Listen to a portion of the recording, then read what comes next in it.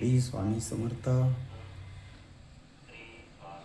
आपल्या प्रपंचामध्ये येणाऱ्या ज्या अडचणी आहेत त्या अडचणींना श्री स्वामी समर्थ महाराज संकटातून सोडवण्यासाठी आपल्याला मार्ग दाखवतात. परंतु आपण त्या अत्यंत विश्वासाने, निष्ठेने आपण स्वामी महाराजांचा विश्वास संपादन करायला हवा. मग तो कसा करायचा? आपल्या सेवेच्या समर्पणातून. आणि सेवेचं समर्पण आपला विश्वास, आपली निष्ठा, आपली श्रद्धा आणि आपल्या पारिवारिक समस्यांना दूर ठेवून आपण स्वामी महाराजांच्या चरणी पूर्ण शरणागत झालो पाहिजे. म्हणजेच समर्पण करायला हवं. सेवेचं सातत्य जपायला हवं.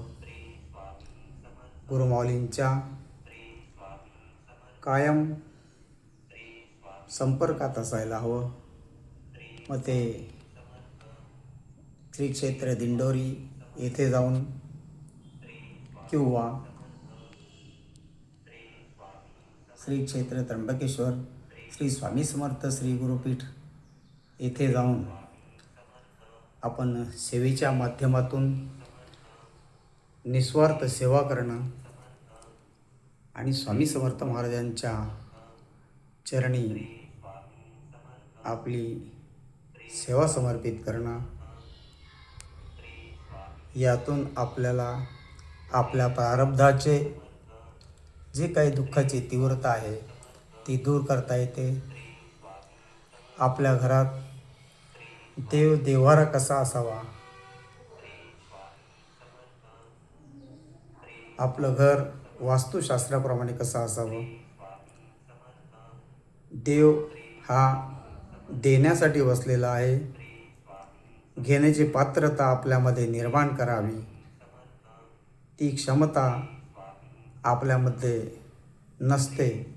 म्हणून गुरूंच्या चरणी लीन व्हावं. निष्ठेने, श्रद्धेने, विश्वासाने आपण गुरुमाऊलींच्या चरणी सेवेच्या माध्यमातून लीन व्हावं आणि आपल्या प्रारब्धातील, प्रपंचातील येणाऱ्या अडचणी दूर करून घेणं हा सर्वात सोपा मार्ग आहे. श्री स्वामी समर्थ. श्री स्वामी समर्थ. श्री स्वामी समर्थ.